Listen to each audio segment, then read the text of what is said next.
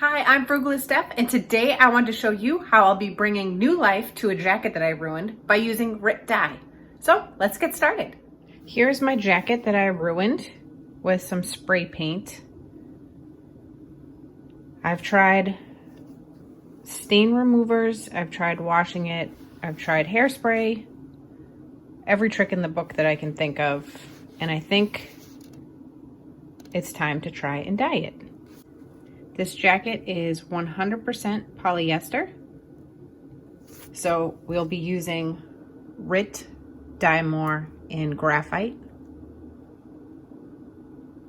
It will dye polyester. So I have already pre-washed this fabric several times, just trying to get the spray paint out. It says for every pound of dry fabric to use half a bottle, but it also says that if you're using this dye on polyester to double the dye quantity. So we'll just use the whole bottle. This is an experiment anyway because I wasn't able to get the stain out of the jacket, so I'm hoping for the best here.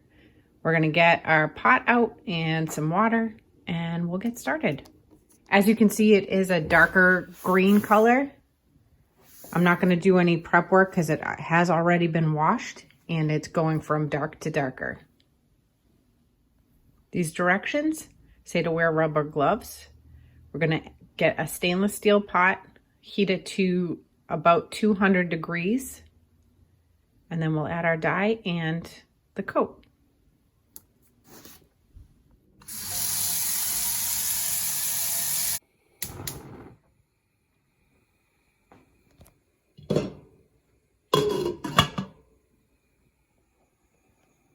While this is not a super messy endeavor, I do not recommend wearing your Sunday best, but I do recommend wearing these rubber gloves. I'll be using a plastic spoon for stirring. It's got a nice long handle and it can withstand the heat that will be in the pot.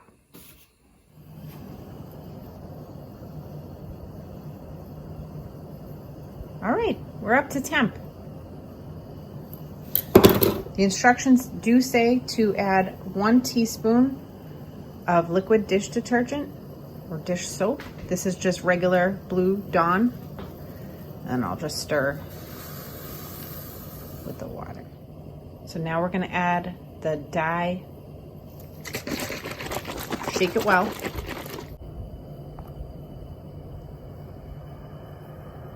I am using the whole bottle because I have polyester fabric.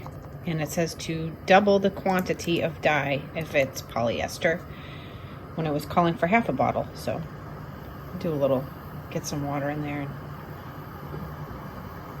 make sure I get it all out of the bottle.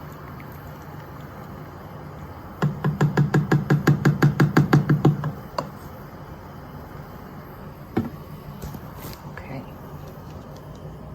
Now after adding the dye, we want to submerge our unfolded fabric into the dye bath and stir consistently for 30 minutes.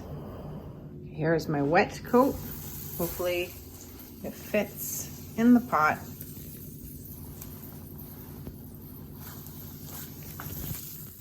All right, my pot is not big enough, but I'm gonna stick it in the sink and just keep stirring. There is some water that I dumped out, and I'm just hoping for the best because I've already jumped into this project. So I'm keeping it. Thankfully, I have a stainless steel sink that is coming clean with every rinse. I keep getting black dye all over it. And I'm just going to keep stirring this and moving the coat around for a half an hour. And if I see that the water is getting cool, then I'm going to fill the sink with boiling water. And I'm just going to let the pot sit and hope for the best. Maybe I should just use the sink itself. I'm gonna try that. Okay, the sink is definitely big enough and the water is hot enough. So I'm just gonna use this.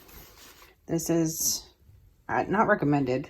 I would have planned a little better if I didn't think that the coat wouldn't fit in the pot. So let's see how this works out. I put 30 on the clock. We have 24, 34 left. We'll see what happens. We are just about halfway through the dyeing process. This coat is actually turning black. I added some more boiling hot water. And despite my best efforts to make this not a success, I think this coat is going to be a nice black. Let's check out the sleeve. It hasn't been totally dyed, which is kind of a bummer.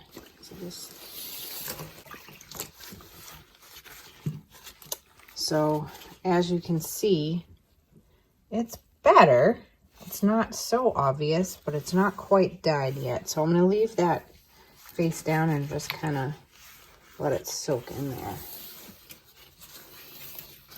Also, like I said, this is not super messy, but I am doing a great job of getting all this dye on my countertops. And I'll show you how I clean that off after we're done with this. So just be mindful, this is messy. It is dye, so it is going to dye things like your countertops. If you're like me, who keeps splashing it everywhere. It's supposed to be in a pot anyway, so we'll keep going. We are just about out of time. Let's see how we did. So the coat, I think, is definitely going to be black. We'll see once we rinse and wash it. This is the sleeve. I let it sit in the dark water.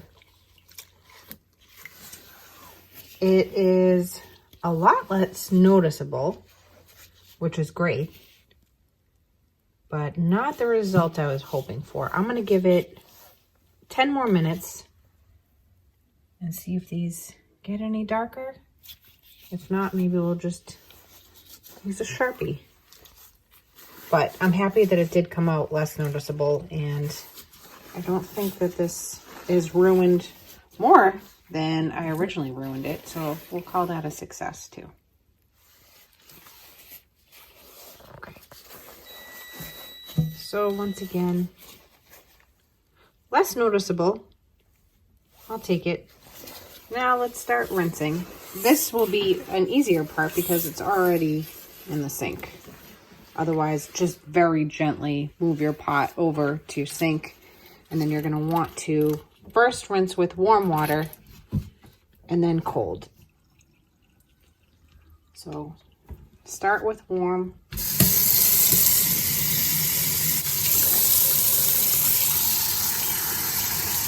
Start with warm water. You'll see all the color coming off. Oh my God, that actually turns hot.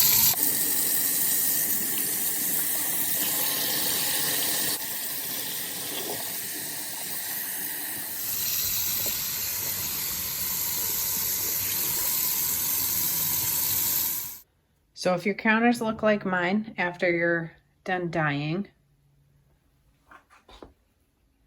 we can clean them up.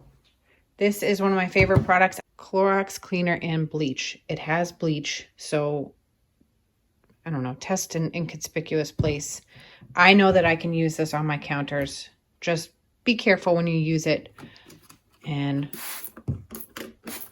just give it a spray.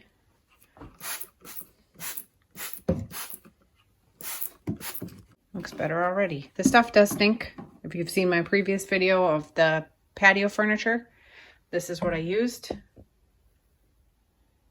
But it works. And now we'll wipe it down.